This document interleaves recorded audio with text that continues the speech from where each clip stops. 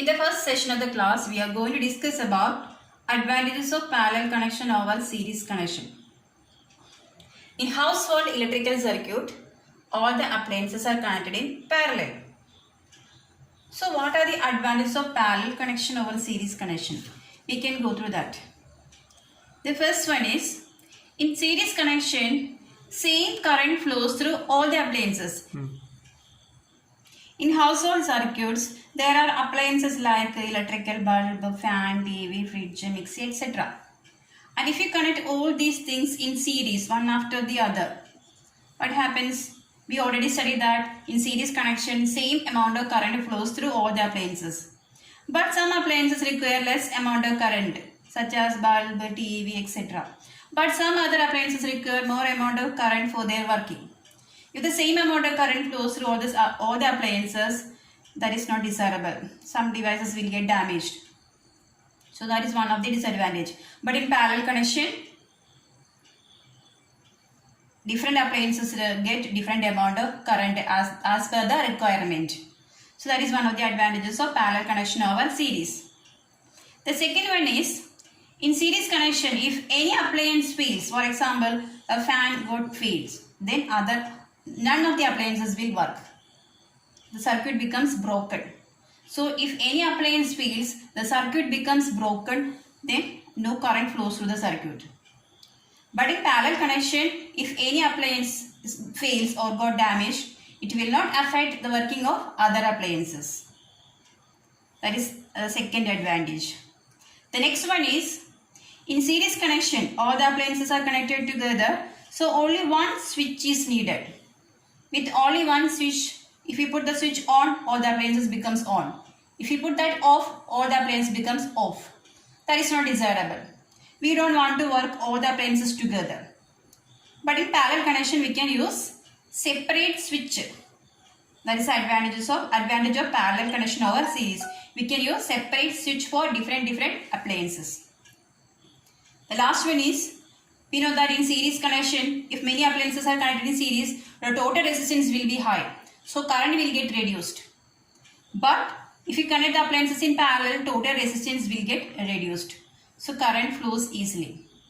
That is the next advantage of parallel connection over series. So these are the advantages of parallel connection over series connection. Next topic is heating effect of current. We already studied that when current passes through a conductor for some time, heat is produced. We need to know about the amount of heat energy produced in the circuit. For that, consider a circuit. This potential difference is provided by the battery. This battery is doing some work. What is the work done by the battery? It is taking the charge from one end of the terminal to the other end. This is the work done by the battery. In a battery, chemical energy is stored. And when it is connected to a conductor, this chemical energy is converted into electrical energy. That means charges flows through the conductor. That means electricity flows through the conductor. And when this electricity flows through the conductor for some time, heat energy is developed. So from where this heat energy is produced? As per law of conservation of energy, energy can neither be created nor be destroyed. Then from where this energy comes?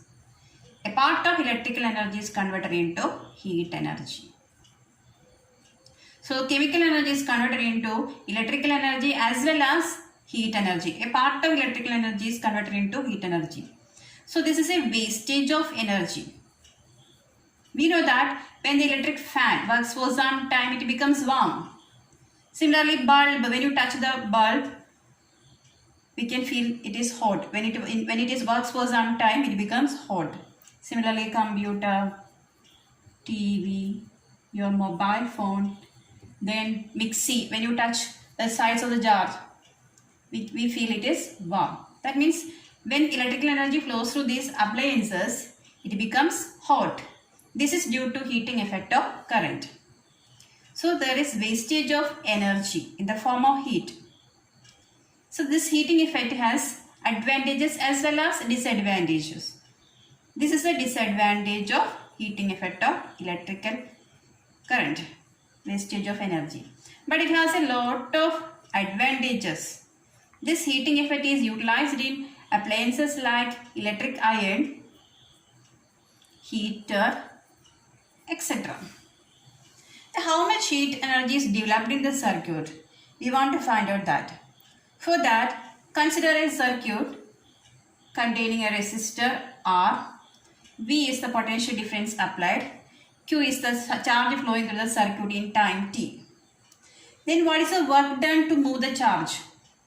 We know that potential difference is equal to work done divided by Q, charge.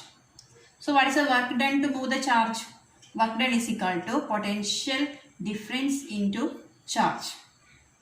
This, as per work energy theorem, work done is equal to energy. So this work is converted into electrical energy. So what is the equation to find out? Power. How much is the power given by this battery to the circuit? This battery is giving some power input to the circuit. How much power is given? We know the equation power is equal to work done divided by time. Work done is, what is work done? It is VQ. VQ divided by time. We know that Q by T. Q by T is I. So we got the answer P equal to VI. This is a power given by the battery to the circuit. And how much energy is given to the circuit? How much energy is given by this battery to the circuit? Energy is equal to power into time. Last year we studied the equation electrical energy is equal to power into time. Use that equation. Power is VI. Then multiply by time. This is the equation for energy. And this energy is converted into heat energy. We know that energy exists in different forms: electrical energy, mechanical energy, heat energy, etc. So this energy is equal to VIT. That is equal to this much heat energy is produced. So how much heat energy is produced? H is equal to, heat energy is denoted by the letter H. So we can write H is equal to VIT. Then apply Ohm's law. From Ohm's law, we know that V equal to IR. So apply here. Therefore H is equal to, instead of V, we can write IR into IT. So I into I, it is I square. So H is equal to I square RT. This equation is known as Joule's law of heating. This equation is known as Joule's law of heating. What's the equation? H is equal to I square RT.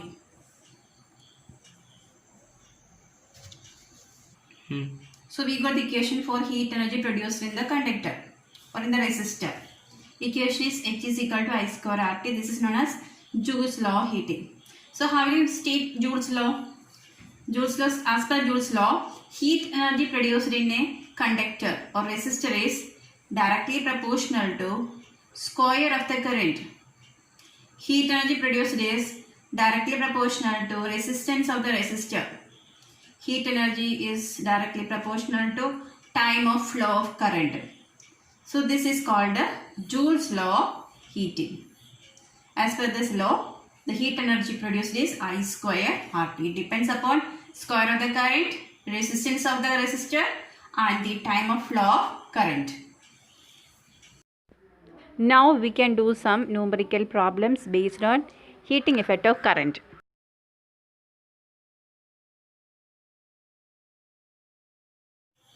When the heating is at a maximum, what's the power given? What is the unit of power? So power given is 840 watt. Potential difference is 220 volt. When the heating is minimum, the power is 360 watt and potential difference is 220 volt. We want to find out the current and resistance in both cases. So first case, power is 840 and potential difference is 220. So what is the equation to find out current? We know the equation P equal to VI. Therefore I is equal to P by V. What is P by V? 840 divided by 220. So the answer is 3.82 ampere. Then resistance. We know the equation R equal to V by I. V is 220, I is 3.82.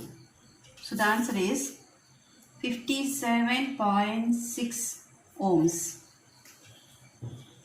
Similarly, for heating is minimum, power is 360, same potential difference. So I is equal to P by V, that is 360 by 220. Answer is 1.64 ampere.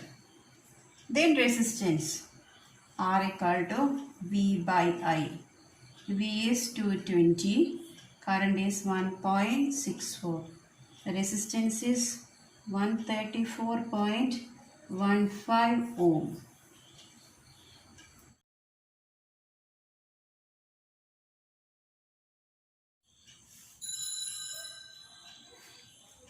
Here the heat energy given is 100 joule and it is produced in each second. So we can take time as 1 second. Resistance is 4 ohm. Question is, what is the potential difference? We know the equation of potential difference, V is equal to IR. But I is not given. So first of all we can find out I. Use Joule's law of heating. H is equal to I square RT. So I square or I square is equal to H by RT. So I is root of H by RT. H is 100 by 4 into 1. Then 100 by 4 is 25. Root 25, it is 5 ampere. 5 ampere is the current. Then we can find out potential difference. V is equal to IR. I is 5 and the resistance is 4. So the answer is 20 volt.